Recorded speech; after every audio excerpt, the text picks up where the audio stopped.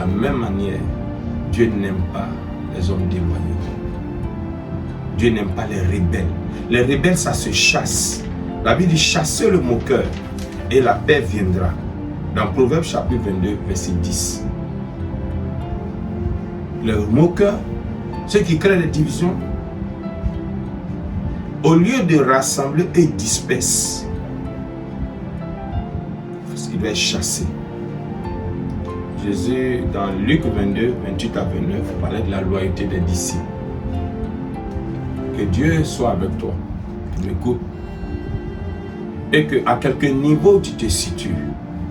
Si à cette étape de ton histoire, pendant que tu m'écoutes, tu sais que tu subis la conséquence d'une déloyauté, d'un manque de respect, d'une autorité, ou tu es victime d'une malédiction, parce qu'il y a des malédictions qui découlent.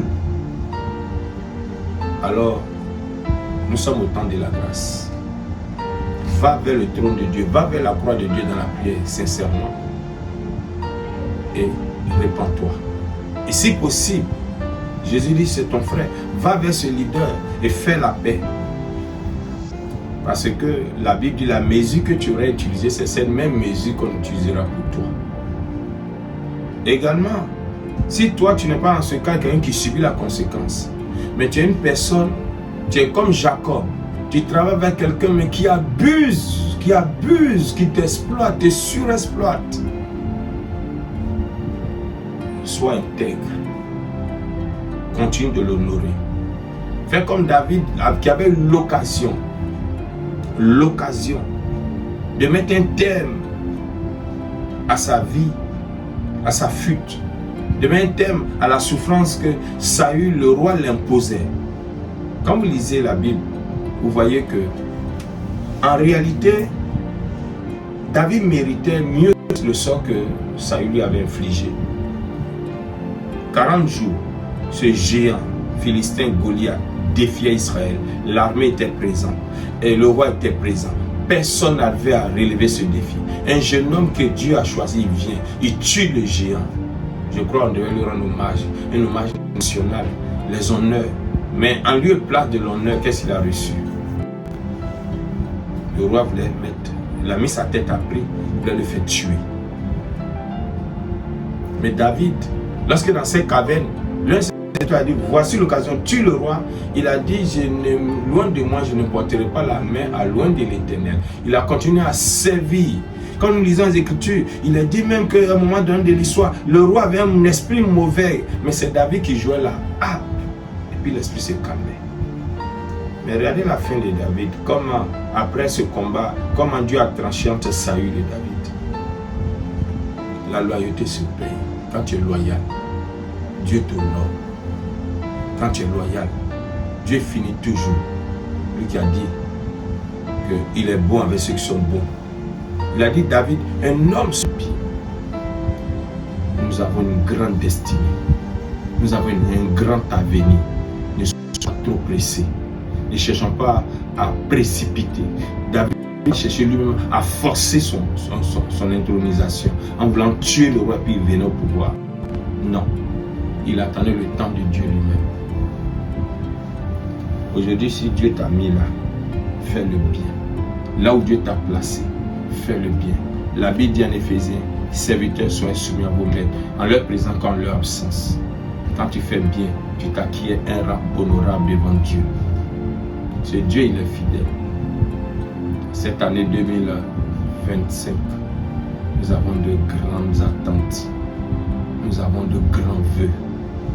Mais Dieu regarde notre attitude. Dieu regarde l'état de notre cœur. Est-ce que tu es heureux du bonheur de celui qui est levé aujourd'hui? À quelque niveau tu es, sois loyal. Soyons loyaux. Il dit celui qui est fidèle en peu de choses, on lui confie de grandes choses. Que la grâce du Seigneur soit avec chacun. Et que l'Esprit de Dieu nous vienne en aide. Ce n'est pas souvent facile.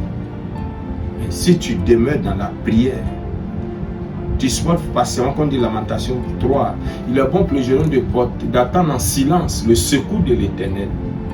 Il dit les bontés de Dieu ne sont pas épuisées ni ses compassions l'éternel. Attends en silence, dans le silence de la prière, le silence de l'adoration, du jeûne et de la méditation, le silence du service, le secours que Dieu te réserve. Ne cherche pas à faire du mal, ne cherche pas à critiquer, ne sois pas un rebelle, ne sois pas trop pressé. Aujourd'hui, fais quelqu'un, être quelqu'un, devenir quelqu'un. Dieu va susciter quelqu'un qui va t'aider à devenir quelqu'un. Fais quelqu'un et quelqu'un fera.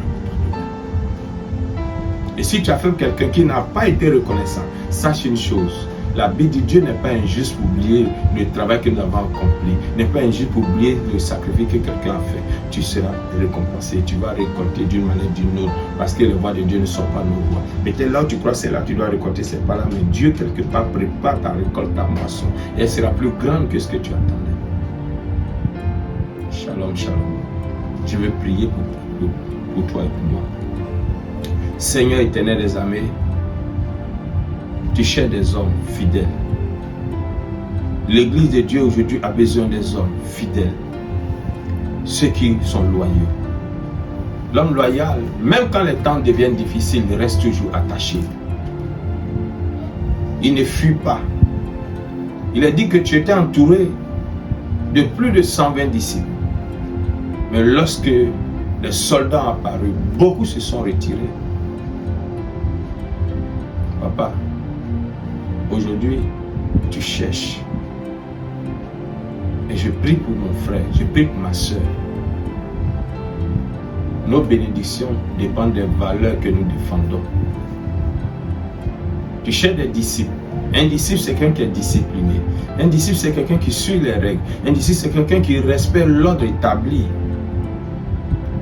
Tu as dit le plus grand parmi vous doit être le serviteur de tous. Donne un cœur de serviteur. Donne à mon frère, malgré les injustices.